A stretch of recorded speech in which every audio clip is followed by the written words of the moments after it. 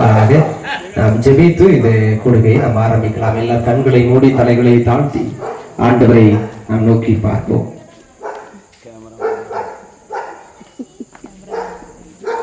கிருபையும் இரக்கமும் அன்பும் நிறைந்த எங்கள் பரலோக தகப்பனே, நாங்கள் உம்மை நன்றி நிறைந்த உள்ளத்தோடு துதிக்கிறோம், ஸ்தோத்தரிக்கிறோம். கர்த்தர் நல்லவர், அவரை துதியுங்கள், அவர் கிருபை என்றும் உள்ளது. தேவாதி தேவனை துதியுங்கள், அவர் நல்லவர், அவர் கிருபை என்றும் உள்ளது. ஒருவராய் பெரிய அதிசயங்களை செய்கிறவரை துதியுங்கள், அவர் கிருபை என்றும் உள்ளது. ஆண்டவரே, நீர் எங்கள் மேல் வைத்த கிருபைக்காக, இரக்கங்களுக்காக, ஈவுகளுக்காக ஸ்தோத்திரம் செலுத்துகிறோம். மகிமை நிறைந்தவரே, மாட்சிமை நிறைந்தவரே, உம்மை நாங்கள் மகிமைப்படுத்துகிறோம். அருமையான இல்லத்திலே நாங்கள் ஜெப கொடுகையாய் கூடி வந்து உம்மை மகிமைப்படுத்தும்படியாய் கூடி வந்திருக்கிறோம். உம்முடைய தெய்வீக பிரசன்னத்தை வாஞ்சிக்கிறோம். ஆண்டவர் அருள்நாதராய் எங்கள் மத்தியிலே அசைவாடும்படியாய் ஜெபிக்கிறோம். ஆவியின் பிரசன்னம் எங்களை மூடிக்கொள்வதாக. இந்த வீட்டிற்கு தேவ சமாதானம் உண்டாகட்டும் என்று சொல்லி உங்களை ஜெபிக்கிறோம். கர்த்தரின் ஆசீர்வாதமே ஐஸ்வரியத்தை தரும் என்ற வேத வாக்கியத்தின்படியாக கர்த்தரின் ஆசீர்வாதம் பெருகுவதாக. அருமையான இந்த குடும்பத்தின் பிள்ளைகள் ஒவ்வொருவரையும் ஆண்டவர் ஆசீர்வதிப்பீராக. இந்த கூடுகையின் ஆரம்பம் முதல் நிறைவு மட்டும் ஆண்டவருடைய பிரசன்னம் நிறைந்திருக்கட்டும். எல்லோரோடும் இடைவிடுங்க, ஆசீர்வதிங்க. இயேசு கிறிஸ்துவின் மூலம் வேண்டிக் கொள்கிறோம் நல்ல பிதாவே, ஆமென். கன்வென்ஷன் கீதங்களிலிருந்து ஒரு சில பாடல்களை பாடி ஆண்டவருடைய நாமத்தை மேம்படுத்துவோம். கன்வென்ஷன் கீதங்களில் 18வது பாடல். துதித்து பாடிட பாத்திரமே, துங்கவன்னேசுவின் நாமமதே, துதிகளின் மத்தியில் வாசம் செய்யும் தூய நினையமாய் ஸ்தோத்தரிப்போமே. கன்வென்ஷன் கீதங்களில் 18வது பாடலை கரங்களை தட்டி உற்சாகமாய் பாடுவோம். துதித்து பாடிட பாத்திரமே, துங்கவன்னேசுவின் நாமமதே, துதிகளின் மத்தியில் வாசம் செய்யும் தூயனை நேயமாய் ஸ்தோத்தரிப்போமே. ஆத்துதமே அவர் நடத்துதலே, ஆனந்தமே பரமானந்தமே, நன்றியாயுள்ளவை மிக பொங்கிடுதே. நாம் அல்லேலூயா துதி சாட்சிடுவோம், நன்றியாயுள்ளவை மிக பொங்கிடுதே. நாம் அல்லேலூயா துதி சாட்சிடுவோம். கடந்த நாட்களில் கண்மணி போல் கருத்துடன் நம்மை காத்தாரே, கர்த்தரையே நம்பி ஜீவித்திட கிருபையும் நீங்கத ஸ்தோத்திரிப்போமே. ஆத்துதமே அவர் நடத்துதலே, ஆனந்தமே பரமானந்தமே, நன்றியாலுள்ளமே மிக பொங்கிடுதே. நாம் அல்லேலூயா துதி சாட்சிடுவோம், நன்றியாலுள்ளமே மிக பொங்கிடுதே. நாம் அல்லேலூயா துதி சாட்சிடுவோம். இரட்சகனை ஸ்தோத்திரம் செய்வோமே, இரட்சகனை ஸ்தோத்திரம் செய்வோமே. இப்போது மனிதனின் இறையன்பின் பிரசங்கம், இப்போது மனிதனின் இறையன்பின் பிரசங்கம் எப்போதும் நிலை கொண்டு இருமிடம் பாடி ஸ்தோத்திரம் செய்வோமே. இரட்சகனை ஸ்தோத்திரம் செய்வோமே, இரட்சகனை ஸ்தோத்திரம் செய்வோமே, இரட்சகனை ஸ்தோத்திரம் செய்வோமே. கையின் பிரயாசமதை தயவாய் கனிந்திட செய்தவரே, சுபமாய் கனிந்திட செய்தவரே, நிறைவாய் கனிந்திட செய்தவரே. கைவினை ஒரு பொருள் கணக்கை, கைவினை ஒரு பொருள்.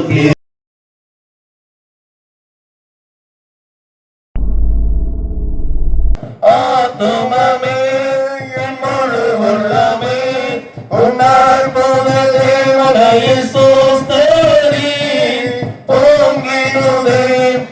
அதிகாரம் 18ஆம் வசனம் முதல்.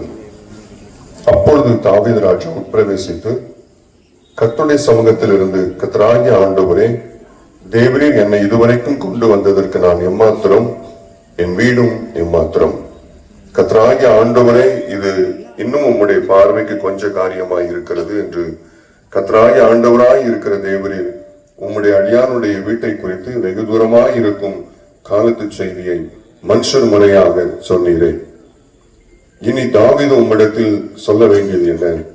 கர்த்தராகிய ஆண்டவராய் இருக்கிற நீர் உமது அடியானை அறிவீர்.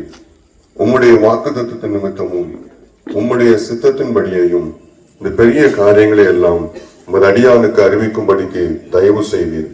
ஆகையால் தேவனாகிய கர்த்தாவே, நீர் பெரியவர் என்று விளங்குகிறது. நாங்கள் எங்கள் காதுகளாலே கேட்ட சகல காரியங்களின்படியும் தேவரீருக்கு நிகரானவர் இல்லை, உம்மை தவிர வேறு தேவனும் இல்லை. உம்முடைய ஜனமாகிய இஸ்ரவேலுக்கு நிகரான ஜனமும் உண்டோ? பூலகத்து ஜாதிகளில் இந்த ஒரே ஜாதி தேவன் தமக்கு ஜனமாக மீட்கான பெரிய காரியங்களை நடத்தி உம்முடைய தேசத்திற்கும் அதிலிருந்த ஜாதிகளுக்கும் அவர்கள் தேவர்களுக்கும் உமது மகிமையை விளங்கச் செய்து உம்முடைய ஜனமாகிய இஸ்ரவேலில் என்றைக்கும் உம்முடைய ஜனமாய் இருப்பதற்கு அவர்களை தொடர்படுத்தி. பிரியமானவர்களே, வேதத்திலே தாவீதை குறித்து நாம் அறிந்திருக்கிறோம். தாவீது அவன் சாதாரணமாக ஒரு ஆடுகளை மேய்த்து கொண்டிருந்த ஒரு வாலிபன். ஆடுகளை மேய்த்து கொண்டிருந்த பொழுது அவனை ஆண்டவர் அழைக்கிறார், வித்தியாசமான முறையிலே அபிஷேகிக்கிறார், அதோடு கூட அவனை அரசனாகவும் மாற்றுகிறார். இப்படி ஆண்டவர் அவனை ஆசீர்வதித்ததை அவன் பின் நாட்களிலே நினைவு கூர்ந்து அதை பார்த்து அவன் ஆண்டவருக்கு நன்றி செலுத்துகிறான். நன்றியோடு கூட துதித்து அவன் சொல்லுகிற காரியம் இதுதான். 2 சாமுவேல் 7ஆம் அதிகாரத்திலே மிக அழகாக இந்த வசனம் சொல்லுகிறது. 18ஆம் வசனம் இப்படி சொல்லுகிறது. யாராவது சத்தத்தை வீட்டி வாசிக்கலாமா? 18வது வசனம். உள் பிரவேசித்து கர்த்தருடைய சமூகத்தில் இருந்து, கர்த்தராகிய ஆண்டவரே, தேவரீர் என்னை இதுவரைக்கும் கொண்டு வந்ததற்கு நான் எம்மாத்திரம், என் வீடும் எம்மாத்திரம் என்றார். நல்ல கவனிங்க. ஆதி காலத்திலே முன்னோர்கள் காலத்திலே நாட்களிலே சிறு பிள்ளைகளுக்கு கதைகளை சொல்லிக் கொடுப்பார்கள். வீடுகள் ஓலை வீடுகளாய் இருக்கும், குடிசை வீடுகளாய் இருக்கும், ஓட்டு வீடுகளாய் இருக்கும். சின்ன சின்ன குடிசைகளில் தான் நாம் தங்கி இருந்தது வழக்கம். ஆனால் ஒரு நாளும், அதாவது என்ன சொல்வது, பாட்டிமார்கள் கதை சொல்லுவார்கள். கிழிந்த பாயில் படுத்துக்கொண்டு பறக்கும் கம்பளைகளை பற்றி கதை சொல்லுவார்கள். சரிங்களா? கிழிந்த பாயில் படுத்துக்கொண்டு பறக்கும் கம்பங்களை பற்றி கதை சொல்லுவார்கள். நான் அடிக்கடி பல கதைகளை கேள்விப்பட்டிருக்கிறேன், கேட்டிருக்கிறேன், அதை ரசித்திருக்கிறேன், மகிழ்ச்சியோடு இருந்திருக்கிறேன். மூடுவதற்கு போர்வை கிடையாது, மூடிக்கொள்வதற்கு தாயின் சேலை தான் இருக்கும். அதுவும் என்ன சேலை என்றால், இந்த நம்முடைய ரேஷன் கடையிலே ஒரு சேலை கொடுத்துருப்பாங்க. ரேஷன் கடையில் உள்ள சேலை, அந்த சேலைக்கு சண்டை வரும். யார் அந்த சேலையை எடுத்துக்கொள்வது? முந்தி போனால் கிடைக்கும், இல்லைன்னா சேலையும் கிடைக்காது, இல்லையா? அப்படி ஒரு காலங்களிலே வாழ்ந்த நம்மை ஆண்டவர் ஆசீர்வதித்திருக்கிறார். அல்லேலூயா! சத்தமா சொல்லுங்க, அல்லேலூயா! நிச்சயமாகவே ஆசீர்வதித்திருக்கிறார். அதுதான் தாவீது ராஜா சொல்லுகிறான், என்னை இதுவரைக்கும் கொண்டு வந்ததற்கு நான் எம்மாத்திரம், என் வீடும் எம்மாத்திரம். ஆண்டவரே, நான் சாதாரணமானவன், நான் வெறுமையானவன், ஒன்றும் இல்லாதவன். இன்னும் சொன்னா நான் புறக்கணிக்கப்பட்டவனாய் இருந்தேன். ஆனால் என் ஆண்டவர் என்னை தெரிந்து கொண்டீர், அழைத்தீர், ஆசீர்வதித்தீர், அபிஷேகித்தீர், என்னை இதுவரையும் கொண்டு வந்திருக்கிறீர், நடத்தின தெய்வம் அல்லவா என்று அவன் மகிழ்ச்சியோடு ஆண்டவரின் செய்கைகளை நினைவு கூறுகிறான். பிரியமானவர்களே, இந்த உலகத்திலே 95% பேர் என்று சொல்லலாம் பழையவைகளை மறந்து போய்விடுகிறவர்கள் இருக்கிறார்கள். சரிங்களா? பழையவைகளை மறந்து போய்விடுவார்கள். ஆனால் வேதம் நமக்கு ஒன்றை சுட்டி காட்டுகிறது. நீ என்ன செய்ய வேண்டும்? உன்னுடைய பூர்வ நாட்களை நினை. நம்முடைய பூர்வ நாட்களை நினைத்து பார்க்க வேண்டுமா? நினைத்து பார்த்து இப்பொழுது ஆண்டவரை எப்படி வைத்திருக்கிறார் என்பதை நினைத்து ஆண்டவருக்கு நன்றி செலுத்த அழைக்கப்படுகிறோம். இந்த நன்றி அது உள்ளத்தின் ஆழத்திலிருந்து கடந்து வருகிற பொழுது அதனாலதான் நான் ஒருவேளை நினைக்கிறேன், அதை நினைத்துதான் அருமையான ஒரு ஜெப கூட்டத்தை வைத்திருக்கிறார். ஆண்டவர் எங்களை ஆசீர்வதித்திருக்கிறார், இன்னும் ஆசீர்வதிப்பதற்கு அவர் போதுமானவராய் இருக்கிறார் என்று வேதம் நமக்கு கற்றுக் கொடுக்கிறது. 1-2 காரியங்களை உங்களுக்கு வேகமாய் வேதத்திலிருந்து சுட்டிக்காட்ட நான் விரும்புகிறேன். நான் ஒரு முறை என்னுடைய மகன் சிறுவனாய் இருந்த பொழுது அவனுக்கு இந்த வீடியோ இல்லையா, அந்த டிவியில ஒன்றை டவுன்லோட் பண்ணி போட்டு விட்டது பார்த்து கொண்டிருந்தேன். அது ஒரு சிறிய கதை ஒன்று வந்தது. அது எனக்கு மிகவும் பிடித்து போய்விட்டது அந்த கதை. அது என்னவென்றால், ஒரு முறை வெட்டுக்கிளிகள் எல்லாம் சேர்ந்து உட்கார்ந்து கிட்டார் எடுத்து நன்றாய் இசைத்து பாட்டு பாடி கொண்டிருக்கும். நீங்க ஒருவேளை பார்த்திருக்கலாம், கேட்டிருக்கலாம். நான் கூட பார்த்தேன். ரொம்ப அழகா இருந்தது. கிட்டார் வச்சு அந்த வெட்டுக்கிளிகள் எல்லாம் பாட்டு பாடி கொண்டிருந்தது.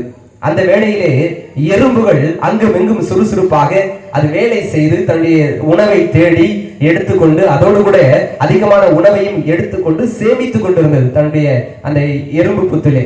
இதை பார்த்து கொண்டிருந்த இந்த வெட்டுக்கிளி அது சொன்னது, உனக்கு வேற வேலை இல்லையா? இந்நேரத்திலே போய் என்ன செய்கிறாய்?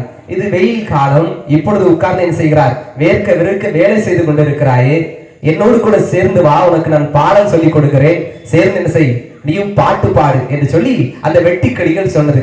எறும்பு சொன்னது, இல்லை இல்லை, இது வெயில் காலம், வேலை செய்ய வேண்டிய காலம். என்ன காலம்? வேலை செய்ய வேண்டிய காலம். ஆகவே நான் வேலை செய்து கொண்டே இருப்பேன் என்று சொல்லி அது வேலை செய்து கொண்டே இருக்கிறது. ஒரு நாள் வந்தது, மழை பெய்ய ஆரம்பித்தது.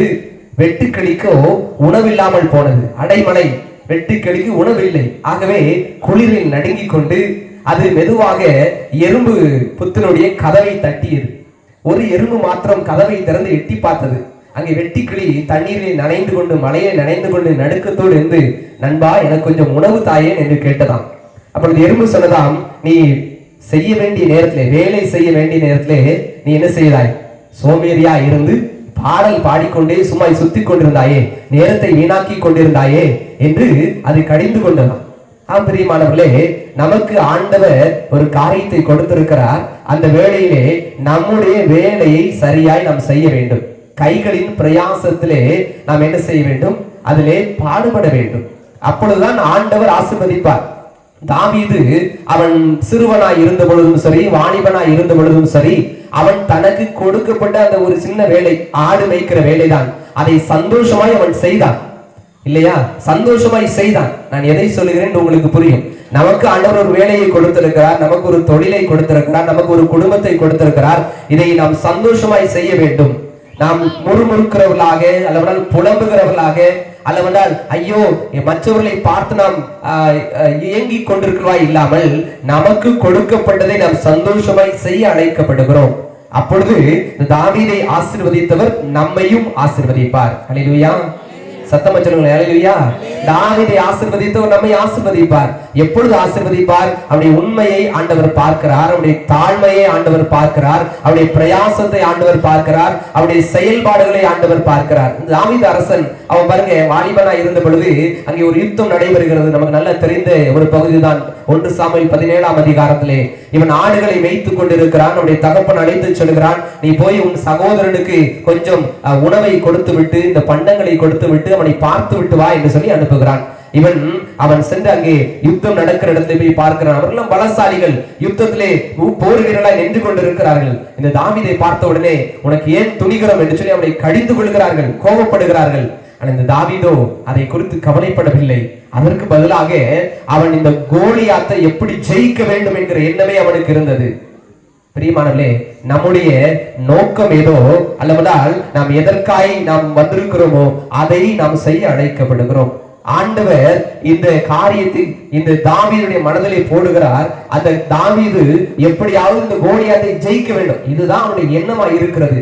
ஆகவே இதை என் சகோதரன் என்னை இப்படி திட்டி விட்டான் அல்லவா, என்னை கேவலமாய் பேசி விட்டார்கள், என்னை பார்த்து இவர்கள் கேலி செய்கிறார்கள், கிண்டல் செய்கிறார்கள் சொல்லி அவன் கோபப்பட்டு வீட்டிலே படுத்துக் கொள்ளவில்லை. அல்லவா அவன் கோபப்பட்டு அதை எதுவும் செய்யாமல் திரும்பி போய்விடவில்லை. இன்னைக்கு பல பேருக்கு இருக்கிற பிரச்சனை என்னன்னா, யாரோ ஒருவர் ஏதாவது சொல்லிவிட்டால் போதும், அவ்வளவுதான், எல்லாவற்றையும் விட்டு விடுவார்கள். நான் சில வாலிபர்களை பார்த்திருக்கிறேன், அதுவும் சில பெண் பிள்ளைகளை பார்த்திருக்கிறேன். யாரோ ஒருவர் ஏதாவது சொன்னால் போதும் தன்னுடைய படிப்பையே விட்டு விடுவார்கள்.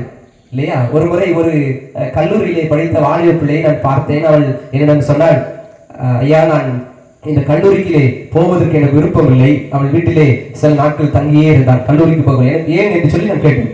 அவள் சொன்னால், எனக்கு இந்த மேக்ஸ், அந்த அவள் பிஎஸ்சி மேக்ஸ் படிச்சுட்டு இருக்கிற அதுல ஒரு ப்ரொஃபசர் அவரை எனக்கு பிடிக்கவில்லை. ஏன் என்று சொல்லி கேட்டேன். அவர் அசிங்கமாக இருக்கிறார், கருப்பாக இருக்கிறார், அவர் அழுக்காக இருக்கிறார் என்று சொன்னார். அதற்கும் நீ கல்லூரிக்கு போகாததுக்கும் என்ன சம்பந்தம் என்று சொல்லி கேட்டேன். இல்ல, இதுதான் எனக்கு காரணம் என்று சொன்னான். பிரியமானவர்களே, ஏதோ ஒரு காரணத்தை நாம் மனதிலே வைத்துக் கொண்டு நம்முடைய வாழ்க்கையை நாம் இழந்து போய்விடுகிறோம். நான் சொல்றது உங்களுக்கு புரியும் என்று சொல்லி நினைக்கிறேன். இந்த தாவீது அப்படி காணப்படவில்லை. என்ன குழப்பம் வந்தாலும் சரி, யார் என்ன சொன்னாலும் இல்லையா, எந்த சூழ்நிலை வந்தாலும் சரி, நான் என்னுடைய பாதையிலே முன்னே சென்று கொண்டிருப்பேன். அல்லேலூயா, சத்தமதிரமா, அல்லேலூயா. நமக்கு கொடுக்கப்பட்டிருக்கிற பாதையிலே பின்னானவைகளை மறந்து முன்னானவைகளை நோக்கி பரம அழைப்பின் பந்தய பொருளுக்காக லக்கை நோக்கி தொடருகிறேன், லக்கை நோக்கி நான் தொடருகிறேன் என்று இந்த பவுல் சொல்லுகிறார். நமக்கு கொடுக்கப்பட்ட காரியத்தை சந்தோஷமாய் நாம் தொடர அழைக்கப்படுகிறோம். அது சிறியதா இருந்தாலும் சரி, பெரியதா இருந்தாலும் சரி, மகிழ்ச்சியோடு தொடர்கிற பொழுது தாவீதை ஆசீர்வதித்தவர் நம்மை ஆசீர்வதிப்பார். தொடர்ந்து இன்னொரு காரியத்தை நான் உங்களுக்கு சுட்டிக்காட்ட விரும்புகிறேன். இந்த தாவீது சொல்லுகிறார் பாருங்க, 27ஆம் வசனத்துல சொல்லுகிறார், உனக்கு வீடு கட்டுவேன் என்று இஸ்ரவேலின் தேவனாகிய சேனைகளின் கர்த்தராக இருக்கிற நீர் ஒரு அடியான் செவிக்கு வெளிப்படுத்துவீர். ஆகவே இந்த விண்ணப்பத்தை நான் மகிழ்ச்சியோடு செய்கிறேன். இந்த விண்ணப்பத்தை எனக்கு செய்ய எனக்கு தைரியம் கிடைத்தது. அவர் சொல்றான், எனக்கு கொடுக்கிற ஒரு ஆசீர்வாதத்தை குறிக்கிறதாய், சந்ததி சந்ததியாக ஆசீர்வாதத்தை குறிக்கிறதாய் அவர் சுட்டி காட்டுகிறார். ஏனால் தாவீதுக்கு இந்த நாட்கள் தீர்க்கதரிசி சொல்லுகிறார், மிக அழகாக, உன்னுடைய சந்ததி இந்த தேசத்திலே தொடர்ந்து ராஜாவாய் வீற்றிருப்பார்கள், உனக்கு பின் வருகிற உன் சந்ததியும் இருக்கும் என்று சொல்லுகிறான். அதனாலதான் நம்ம தைரியத்தோடு சொல்கிறான், ஆண்டவரே எனக்கு ஒரு வீடை கட்டுவேன் என்று சொன்னேன். அதை நீ சொன்னபடி நான் தைரியத்தோடு நான் செபிக்கிறேன் என்று சொல்கிறான். ஆகவே ஆண்டவருடைய முன்பாக மன தாழ்மையை அவன் காட்டுகிறான். பிரியமானவர்களே, எப்பொழுதும் நாம் மன தாழ்மை உள்ளவர்களாய் காணப்பட வேண்டும். பிரியமான வேதத்திலே மிக அழகாக ஒரு வசனம் சொல்லி காட்டுகிறது, பெருமை உள்ளவர்களுக்கு தேவன் எதிர்த்து நிற்கிறார், தாழ்மை உள்ளவர்களுக்கோ கிருபை அளிக்கிறார். அப்படியானால் நாம் நம்மை தாழ்த்துகிற பொழுது ஆண்டவர் நமக்கு கிருபை அளிக்கிறவராய் இருக்கிறார். இந்த தாவீதுக்கு கிருபை அளித்தார், நமக்கும் கிருபை அளிக்கிற தேவனாய் இருக்கிறார். மூன்றாவது, இந்த தாவீதுக்கு ஆண்டவர் செய்த காரியம் என்னவென்றால், இவனை ஆசீர்வதித்தது மாத்திரமல்ல, இவன் சந்ததியை ஆசீர்வதித்தது மாத்திரமல்ல, தொடர்ந்து அந்த வசனத்திலே ரொம்ப அழகாக இருக்கிறது, இப்பொழுதும் அந்த அடியானின் வீடு என்றைக்கும் உமக்கு முன்பாக இருக்கும்படி அதை ஆசீர்வதித்தருளும். இப்பொழுதும் கூட நம்முடைய அடியானின் வீடு உமக்கு முன்பாக என்றைக்கும் இருக்கும்படி, அதாவது அது இப்பொழுது மாத்திரமல்ல, அது நிலைத்திருக்கிற ஒரு ஆசீர்வாதம். இது காலானுடைய ஆசீர்வாதம் அல்ல, இது ஒரு ஆலமரத்தின் ஆசீர்வாதம். சத்தமலையிலே சொல்லுங்க பார்ப்போம். பிரியமானவர்களே, ஒருவேளை நான் ஒரு கல்கத்தாவில் இருந்த பொழுது என்னுடைய நண்பன் ஒரு நாகாலாந்தை சேர்ந்தவன், அவன் பேர் சிவந்தன் அப்படிங்கிற ஒரு பேர். அவன் பாருங்க, என்னை நாகாலாந்துக்கு ஒரு முறை அழைத்து சென்றான். அவன் வீட்டின் அருகிலே ஒரு மூங்கில் இருந்தது, அது வளர்த்தியா இருந்தது. அதன் பக்கத்திலே மூங்கில் சிறிதாய் வளர்ந்திருந்தது. அவனை கேட்டேன், இது இப்பொழுதுதான் வைத்து தடுத்ததா என்று சொல்லி கேட்டேன். அவன் சொன்னான், இல்லை இல்லை, இந்த மூங்கில் வைத்து இது 3 ஆண்டுகள் ஆனது, இப்பொழுதுதான் அது வெளியே வந்திருக்கிறது என்று சொன்னான். எனக்கு ஆச்சரியமா இருந்தது. மூங்கில் அது வைக்கப்பட்டு 3 ஆண்டுகள் கழித்து இப்பொழுதுதான் அது தளிர் விட்டு வெளியே எட்டி பார்க்கிறது என்று சொன்னான். அப்படியானால் இந்த மூங்கில் 3 ஆண்டுகளாய் மண்ணில் தான் இருந்ததா என்று சொல்லி கேட்டேன். ஆம் என்று சொன்னான். பிரியமானவர்களே, இந்த மூங்கில் வளருவதற்கு அது வெளியே வந்துட்டுள்ளதா, இன்னும் 1 வாரம் கழித்து பார், இன்னும் 1 வாரத்திலே அது 5 அல்லது 6 அடி உயரம் வளர்ந்து விடும் என்று சொன்னான். அது போலவே நான் கிட்டத்தட்ட 15 நாட்கள் அங்கே தங்கி இருந்தேன். 15 நாட்களுக்குள்ளாய் அது கிட்டத்தட்ட 10 அடிக்கு மேலாய் வளர்ந்து விட்டது. எனக்கு மிகுந்த ஆச்சரியம். காரணம், அந்த மூங்கில் தன்னை அந்த மண்ணுக்குள்ளாய் புதைப்பது மாத்திரமல்ல, மறைத்து வைத்திருந்தது. அந்த வேர்கள் கீழே ஆழமாய் 2-3 ஆண்டுகள் சென்றிருந்தது. ஒரு நாள் அது வேகமாய் வளர ஆரம்பித்தது. அது 10 நாட்களிலே 10 அடி உயரம் வளர்ந்தது. பிரியமானவர்களே, காரணம் என்னவென்றால், அது மறைத்து தன்னை உள்ளே இருந்து திடப்படுத்தி கொண்டே இருந்தது. இன்றும் பிரியமானவர்களே, இந்த ஆசீர்வாதம் உடைய அடியானின் வீடு என்றைக்கும் ஆசீர்வதிக்கப்படும் என்றால், அது என்றைக்கும் நிலைத்திருக்கிற ஒரு ஆசீர்வாதம், அது என்றைக்கும் அது நிலைத்திருக்கிற ஒரு ஆசீர்வாதம். இன்னும் சொல்ல வேண்டுமானால், ஒரு நாளிலே அது வேகமாக வெளிப்படும். ஒரு நாளே வேகமாய் வெளிப்படும். திடீரென்று அது பெரிய ஆசீர்வாதமாய் மாறும். அதைத்தான் தாவீது சொல்லுகிறான். அவன் சாதாரணமாய் ஆடுகளை மேய்த்துக் கொண்டு ஒளிந்து கொண்டு ஓடிக்கொண்டிருந்தவனை ஆண்டவர் ஆசீர்வதித்தார். அவன் அரசனாய் மாறினான். அங்கே பெரிய பெரிய காரியங்களை அவன் மூலமாய் ஆண்டவர் செய்தார். காரணம், அவன் ஆண்டவருக்குள் தன்னை மறைத்து வைத்திருந்தான். ஆண்டவரோடு கூட அவன் உறவாடி கொண்டிருந்தான். என்ன சோதனைகள் வந்தாலும் சரி, இக்கட்டுகள் வந்தாலும் சரி, தன் தேவனுக்குள் தன்னை திடப்படுத்தினான் என்று வேதம் சொல்லுகிறது. ஒரு சம்பவத்தை சொல்லி நான் நிறைவு செய்ய விரும்புகிறேன். இந்த வேடந்தாங்களுக்கு பறவைகள் பறந்து வருவது உங்களுக்கு நன்றாய் தெரியும். சீசனுக்கு பாத்தீங்கன்னா வெளிநாடுகளிலிருந்து இங்கே பறந்து வரும் வேடந்தாங்களுக்கு அநேக பறவைகள் பறந்து வரும். இன்னும் இந்த பக்கத்திலே கூடன்குளத்திற்கு பறந்து வரும். ஒரு முறை இந்த கூடன்குளம் பகுதிகளுக்கு இந்த பறவைகள் எல்லாம் வந்திருக்கிற பொழுது நாங்கள் போய் பார்ப்பதற்காக கடந்து சென்றிருந்தேன். அங்க பாத்தீங்கன்னா நிறைய பல வெளிநாட்டு பறவைகள் அங்கே கூடி வந்திருந்தது. ஆச்சரியமா இருந்தது. அங்கே ஒருவர் வந்து அவர் எங்களுக்கு சொல்லிக் கொடுத்து கொண்டிருந்தார். இது இந்த நாட்டை சேர்ந்த பறவை, இது இந்த நாட்டை சேர்ந்த பறவை என்று சொல்லிக் கொண்டிருந்தார். அதிலே ஒரு பறவை ஆஸ்திரேலியா தேசத்திலிருந்து வந்திருந்த பறவை. அதை பார்ப்பதற்கு மிக அழகாய் ஆச்சரியமாய் இருந்தது. ஒரு சிறிய பறவை போல்தான் இருந்தது. அதை பார்த்து கேட்டேன், ஆஸ்திரேலியாவிலிருந்து இங்கே எப்படி இது பறந்து வந்தது என்று சொல்லி கேட்டேன். அவர் சொன்னார், கிட்டத்தட்ட 2800 கிலோமீட்டர் தூரம் இந்த பறவை பறந்து வந்திருக்கிறது இந்த பகுதியிலே. இன்னும் கொஞ்ச நாள் இங்கே இந்த பகுதியில் தங்கி விட்டு மீண்டும் அது குஞ்சுகளை பொறித்து மீண்டும் குஞ்சுகளை பறக்காட்டி இங்கிருந்து அழைத்து சென்று விடும் என்று சொன்னார். எனக்கு ஆச்சரியமா இருந்தது. இவ்வளவு தூரம் அது எப்படி கடந்து வந்தது என்று சொல்லி கேட்டேன். அவர் ஒரு பதில் சொன்னார். அது எனக்கு என்னுடைய வாழ்க்கை பாடமாக கூட நான் எடுத்துக்கொண்டேன். இது கூட நான் சொல்லுவது உங்களுக்கு ஒருவேளை உங்களுடைய கண்களை திறக்கும் என்று சொல்லி நான் நம்புகிறேன். அவர் சொன்னார் மிக அழகாக, அவருடைய பெயர் நான் மறந்து போய்விட்டேன், அந்த பறவைகள் இடத்துல கைட் பண்ணுகிறார். அவர் சொன்னார், இந்த பறவை தன்னுடைய தேசத்திலிருந்து புறப்படுகிற பொழுது தன் வாயிலே ஒரு குச்சியை எடுத்து வைத்துக் கொள்ளும். வாயிலே ஒரு குச்சியை எடுத்து வைத்துக் கொள்ளும். இந்த குச்சியை வைத்துக் கொண்டு அது பறந்து வந்து கொண்டே இருக்கும். எப்பொழுது சோர்வு ஏற்படுகிறதோ, அதாவது அதற்கு கிட்டத்தட்ட 100 அல்லது 150 கிலோமீட்டர் தூரம் வரை பறக்கும். அதன் பிறகு அதற்கு சரீரத்திலே சோர்வு ஏற்படும். அப்பொழுது அந்த கடல் தண்ணியிலே இந்த வாயில் எடுத்துக்கொண்டு வந்த குச்சியை கடல் தண்ணியிலே போடும். அந்த குச்சியின் மேல் நின்று அது ஓய்வெடுக்கும். பிறகு மறுபடியும் அது பறந்து கொண்டு அதே குச்சியை வாயில் கவிக்கொண்டு மீண்டும் பறக்கும். இப்படியே பறந்து அது 2800 கிலோமீட்டர் தூரம் அது பறந்து வந்து இந்த இடத்துக்கு அடையும் என்று சொன்னார். பிரியமானவர்களே, நான் ஒன்று சொல்லட்டுமா? இந்த குச்சி என்பது இதுதான் விசுவாசம். அல்லேலூயா. இந்த சிறிய குச்சி தான் விசுவாசம். இந்த விசுவாசத்தை நீங்கள் பிடித்துக் கொண்டால் நீங்கள் மென்மேலும் உயர ஆரம்பிப்பீர்கள். நாம் செல்ல வேண்டிய இலக்கை நாம் அடைய முடியும். ஒருவேளை நாம் செல்ல வேண்டிய தூரம் வெகு தூரமாய் இருக்கலாம். ஆனால் இந்த இலக்கை அடைய நமக்கு ஒரே ஒரு காரியம் இருக்கிறது, அதுதான் விசுவாசம். இந்த விசுவாசத்தை நாம் பற்றிக் கொள்ளுகிற பொழுது வேதம் சொல்லுகிறது மிக அழகாக, அதை ஆண்டவர் ஆசீர்வதிக்கிறார். அது எப்படி ஆசீர்வதிக்கப்படும் தெரியுமா? நிலைவரமான ஆசீர்வாதம், நீடித்திருக்கிற ஆசீர்வாதம். இந்த ஆசீர்வாதத்தை ஆண்டவர் உங்களுக்கு கொடுக்க விரும்புகிறார். 2-3 காரியத்தை மீண்டும் உங்களுக்கு மறுபடியும் ஞாபகப்படுத்துகிறேன். முதலாவது, சாதாரணமான எளிமையான நம்மை நினைவு கூறுகிற ஆண்டவர், நம்மை பார்த்து நம்மை ஆசீர்வதிக்கிற ஆண்டவர், நம்மை தெரிந்து கொள்கிற ஆண்டவர், நமக்கு வீடு கட்டுகிற ஆண்டவர், அதோடு கூட நம்மை நிலைத்திருக்க செய்கிற ஆண்டவர். அப்படியே உங்களுக்கும் செய்வாராக. அருமையான இந்த குடும்பத்தின் பிள்ளைகளுக்கும் செய்வாராக. உங்களையும் உங்கள் சந்ததியை நிறைவாய் ஆண்டவர் ஆசீர்வதிப்பாராக. ஆமென். கண்களை மூடி நாம் ஜெபிக்கலாம். எல்லாரும் ஒரு விசை கண்களை மூடி தலைகளை தாழ்த்தி ஆண்டவரை நோக்கி பார்ப்போம். வேதம் சொல்லுகிறபடியே, தேவரீர் என்னை இதுவரைக்கும் கொண்டு வந்ததற்கு நான் எம்மாத்திரம், என் வீடும் எம்மாத்திரம். இதுவரைக்கும் என்னை ஆசீர்வதித்து வந்தீர், இனிமேலும் ஆசீர்வதிப்பேன். யோபு 1 அதிகாரம் 10 வசனத்திலே சாத்தான் கூட யோபுடைய காரியத்தை பார்த்து சொல்லுகிறான், நீர் அவனை ஆசீர்வதித்திருக்கிறீர், அவனை சுற்றிலும் அவனுக்கு உண்டான எல்லாவற்றையும் சுற்றிலும் வேலையடைத்திருக்கிறீர், அவன் கைகளின் பிரயாசத்தை ஆசீர்வதித்திருக்கிறீர், அவன் எதெல்லாம் செய்கிறானோ அதெல்லாம் வாய்க்கிறது என்று சொல்லுகிறான். பிரியமானவர்களே, இன்று நாம் செய்வதெல்லாம் வாய்க்க வேண்டுமா? விசுவாசத்தோடு கூட ஆண்டவரை நோக்கி பார்ப்போம். தாழ்மையோடு கூட நாம் வாழ்வோம். ஆண்டவர் நம்மை கைவிடுவது இல்லை. நமக்கு கொடுக்கப்பட்டிருக்கிற காரியத்திலே மகிழ்ச்சியோடு செயல்படுவது. தாவீது அப்படித்தான் செய்தான். சின்ன ஆடுகளை மேய்க்க வேண்டியதா, மகிழ்ச்சியோடு அதை செய்தான். பாடல் பாடிக்கொண்டு துதித்துக் கொண்டு ஸ்தோத்திரித்துக் கொண்டு கொடுக்கப்பட்ட அந்த பொறுப்பை மகிழ்ச்சியோடு செய்தான். எந்த சூழ்நிலை வந்தாலும் சரி, ஒரு முறை கரடி வந்தது, ஒரு முறை சிங்கம் வந்தது, ஆனாலும் அவன் ஆட்டை கைவிடவில்லை. ஓடி சென்று கரடியோடும் சிங்கத்தோடும் சண்டை போட்டு ஆணை விடுதலை செய்தான். ஐயோ, என் சகோதரர்கள் யுத்தத்திலே போரில் இருக்கிறார்கள், என் தகப்பனோ என்னை இங்கே ஆளுமைக்கு அனுப்பிவிட்டான் என்று சொல்லி அவன் புலம்பிக் கொண்டிருக்கவில்லை.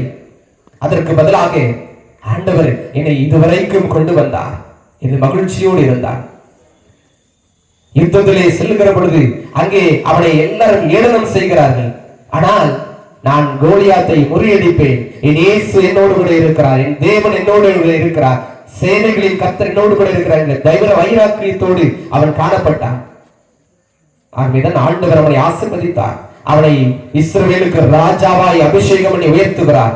அது மாத்திரமல்ல, அவர் சொல்லுகிறார், நீ உன் சந்ததி அது நிலைத்திருக்கும். தேவரீர் என்னை இதுவரைக்கும் கொண்டு வந்ததற்கு நான் எம்மாத்திரம், என் வீடும் எம்மாத்திரம். தேவரீர் தலைமுறை தலைமுறையாய் ராஜரீகம் பண்ணுகிறவர். தேவரீர் சகலத்தையும் அறிந்திருக்கிறவர். வேதம் சொல்லுகிறது, உம்முடைய வார்த்தையின்படியே உம்முடைய அடியானின் வீட்டை ஆசீர்வதித்தாடும். ஆமாண்டவரே, நீ ஆசீர்வதிக்கிறவல்லவா? அருமையான இல்லத்தை உம்முடைய நாமத்தாலே ஆசீர்வதிக்கிறோம். இங்கு தேவ பிரசன்னம் நிறைந்திருப்பதாக, எப்பொழுதும் தேவ தூதர்கள் உலாவுகிற இடமாக காணப்படட்டும் என்று சொல்லி ஜெபிக்கிறோம். இங்கு ஜெப சத்தமும் துதி சத்தமும் கேட்கப்படுவதாக, குடும்ப ஜெபம் நடைபெறுவதாக, வேத வாசிப்பு நடைபெறுவதாக. ஆண்டவரே, உம்முடைய வேதம் ஆண்டவரே என் மன மகிழ்ச்சியாய் இருக்கிறது என்று வேத வாக்கியத்தின்படியாக ஆண்டவரே உம்முடைய வேதம் இங்கு இருக்கிறவர்களுக்கு மன மகிழ்ச்சியாய் மாறட்டும் சுவாமி. அருமையான இவர்களையும் என்னுடைய பிள்ளைகளையும் பிள்ளைகளின் பிள்ளைகளையும் என் ஆண்டவர் ஆசீர்வதிக்கும்படியாய் ஜெபிக்கிற தகப்பனே, கர்த்தருடைய வல்லமையுள்ள கரம் இவர்கள் மேல் தங்கி இருப்பதாக, அற்புதங்களை செய்வீராக. தாவீதை ஆசீர்வதித்த தெய்வம் அதே ஆசீர்வாதத்தினால் அருமையான இந்த குடும்பத்தின் பிள்ளைகளை ஆசீர்வதிக்கும்படியாய் ஜெபிக்கிறோம். இந்த சத்தத்தை கேட்டுக்கொண்டு இருக்கிற ஒவ்வொருவரையும் ஆண்டவர் ஆசீர்வதிக்கும்படியாய் ஜெபிக்கிறோம். யார் யாரெல்லாம் என்னையும் ஆசீர்வதியும் என்று சொல்லி கேட்கிறார்களோ அத்தனை பேரையும் ஆண்டவர் ஆசீர்வதிப்பீராக. உம்முடைய கரம் நன்மைக்கு ஏதுவாய் வரட்டும் என்று சொல்லி ஜெபிக்கிறோம். ஜீவனுள்ள நாளெல்லாம் நன்மையும் கிருபையும் என்னை தொடரும் என்றபடியாய் நன்மையும் கிருபையும் தொடருவதாக. வாதை உன் கூடாரத்தை அணுகாது, பொல்லாப்பு உனக்கு நேரிடாது என்ற வேத வாக்குறுதிபடியாக ஆண்டவரே இந்த பகுதியில் இருந்து ஆண்டவரே எல்லா வாதைகளையும் எல்லா பொல்லாப்புகளையும் ஆண்டவருடைய நாமத்தாலே அப்புறப்படுத்தி செபிக்கிறோம் தகப்பனே. யோபுக்கு உண்டான எல்லாவற்றை சுற்றிலும் வேலி அடைத்த ஆண்டவர் இவர்களையும் உண்டான எல்லாவற்றை சுற்றிலும் வேலி அடைக்கும்படியாய் செபிக்கிறோம் தகப்பனே. யோபு அவன் அதற்கு பின்பு 140 வருடம் வாழ்ந்து பிள்ளையையும் பிள்ளைகளின் பிள்ளைகளையும் அவருடைய பிள்ளைகளையும் அவன் கண்டான் என்ற வேத வாக்குறுதியின்படியாக அமிதமாய் ஆண்டவரே ஆசீர்வதித்திருக்கும்படியாய் செபிக்கிற தகப்பனே. தாவீதுக்கு சொல்லி அதை உடைய கரங்களால் நிறைவேற்றினபடியாய் சொன்னதை நிறைவேற்றுகிறவராய் கடந்து பார். இயேசு கிறிஸ்துவின் மூலம் வேண்டிக் கொள்கிறோம் நல்ல பிதாவே. நம்முடைய கர்த்தராகிய இயேசு கிறிஸ்துவின் கிருபை, பிதாவாகிய தேவனுடைய அன்பு, பரிசுத்த ஆவியின் ஐக்கியம், சமாதானம் இன்றும் என்றும் நிறைமத்து நிறைவாய் தங்கி இருப்பதாக. ஆமென் ஆமென். தேவ கிருபை ஆசீர்வாதம் பாடலை பாடுவோம். தேவ கிருபை ஆசீர்வாதம் தினமும் எங்களில் பெருகிட, தேவ கிருபை ஆசீர்வாதம் தினமும் எங்களில் பெருகிட, ஆவலாயுமதோய்வு நாளில்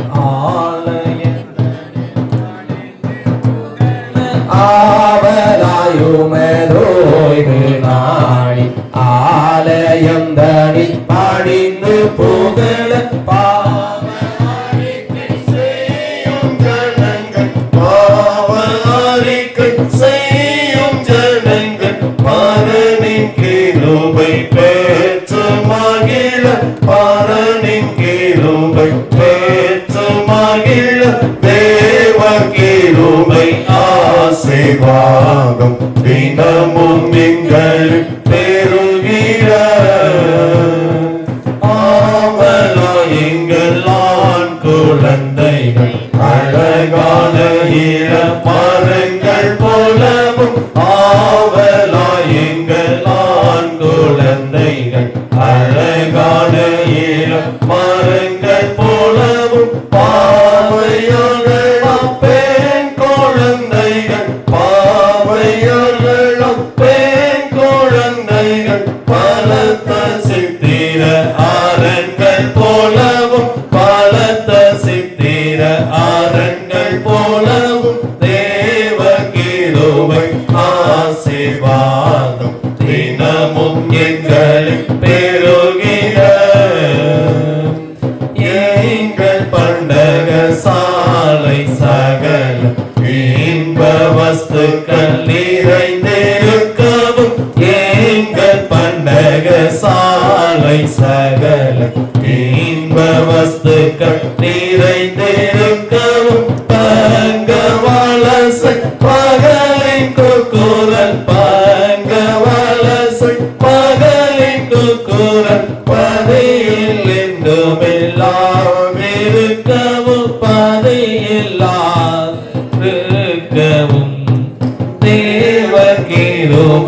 ஆசீர்வாதம் தினமும் எங்களுக்கு பெருகிட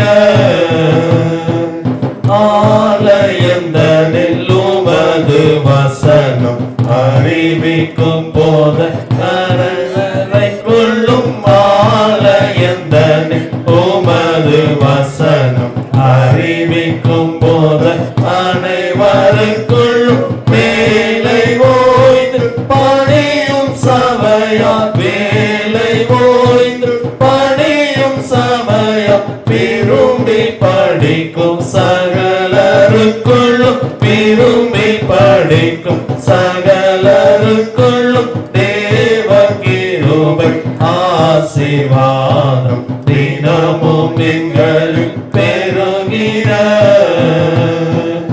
இந்த வீட்டுக்கு சமாதானம் இன்ப சுகங்கள் அனைத்துண்டாகவும் இந்த வீட்டுக்கு சமாதானம் இன்ப சுகங்கள் அனைத்துண்டாகவும் சந்ததியாய் நீடூழி வாழவும் சந்ததியாய் நீடூழி வாழவும் சபையனை வரும் துதித்து பாடவும் சபையனை வரும் துதித்து பாடவும் தேவ கிருபை ஆசீர்வாதம் தினமும் எங்களுக்கு பெருகிட. நாம் யாவரும் சேர்ந்து சொல்வோம். என் ஆத்துமாவே கர்த்தரை ஸ்தோத்திரி, என் முழு உள்ளமே அவருடைய பரிசுத்த நாமத்தை ஸ்தோத்திரி. என் ஆத்துமாவே கர்த்தரை ஸ்தோத்திரி, அவர் செய்த சகல உபகாரங்களை மறவாதே. ஆமென், ஆமென். God bless you. கர்த்தர் உங்களை ஆசீர்வதிப்பாராக.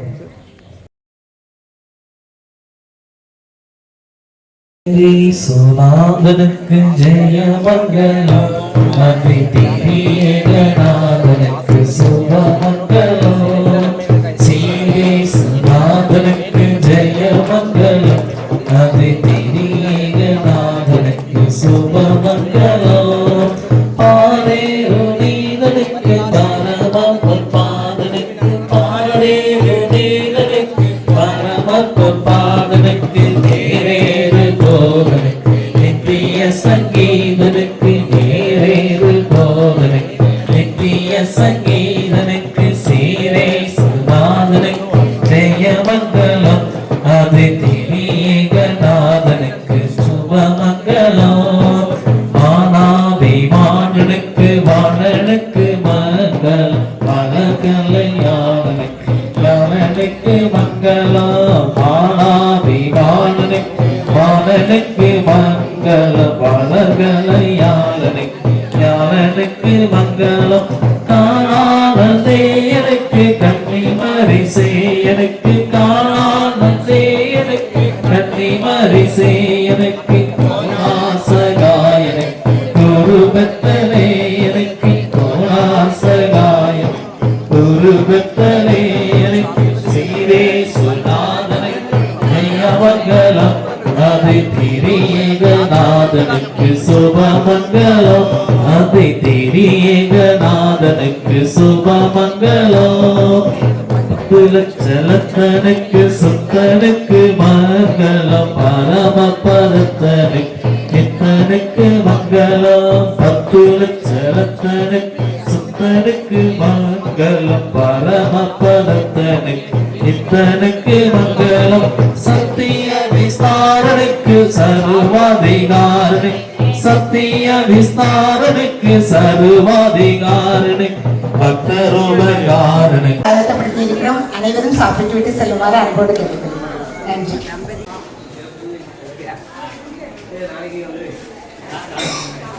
மகிமையும் மாட்சிமையும் நிறைந்த எங்கள் நல்ல தகப்பனே, மகிழ்ச்சி நிறைந்த நாளுக்காய் நன்றி செலுத்துகிறோம். கர்த்தர் நல்லவரும் நன்மை செய்கிறவருமாய் இருக்கிறேன். ஆண்டவரே, தம்மை நம்புகிறவர்களை அறிந்திருக்கிறார் என்று வேதம் சொல்லுகிறது. ஆண்டவரே, நீர் எங்களை அறிந்திருக்கிறேன், எங்களை ஆசீர்வதிக்கிறேன், எங்களை அரவணைக்கிறேன், நன்றி செலுத்துகிறோம். இப்பொழுதும் அருமையான ஆண்டவரே, இந்த இல்லத்தை கர்த்தாவே உடைய நாமத்தினாலே ஆசீர்வதிக்கிறோம். நாங்கள் ஆசீர்வதிக்கிறோம். உடைய ஆண்டவரே கிருபை அருமையான இந்த பிள்ளைகளோடும் குடும்பத்தோடும் சந்ததியோடும் தங்கி இருக்கட்டும் தகப்பனே. கூடி வந்த எல்லாருடைய வாழ்த்தலும் இவர்களுக்கு ஆசீர்வாதமாய் அமைவதாக. இங்கே வைக்கப்பட்ட உணவை ஆண்டவர் ஆசீர்வதிங்க. இது போதுமானதாய் சுவை நிறைந்ததா இருக்கட்டும். எல்லாரும் மகிழ்ச்சியோடு உண்டு மன நிறைவோடு அருமையான இந்த குடும்பத்தின் பிள்ளையை வாழ்த்தி ஆசீர்வதித்து செல்ல உதவி செய்யும்படியாய் ஜெபிக்கிறோம். கர்த்தர் நன்மையானதை தருவார்படியாய் நன்மையானதை ஆண்டவர் நிறைவை தந்து ஆசீர்வதிங்க. ஆகாரத்தை பிரசனம் இருப்பதாக புசித்தாலும் பிடித்தாலும் எதை செய்தாலும் நாங்கள் உமக்கென்று செய்வோம், உமக்கென்று வாழவும் ஜீவிக்கவும் உதவி செய்யும். இயேசுவின் மூலம் வேண்டுகிறோம் நல்ல பிதாவே. ஆமென்.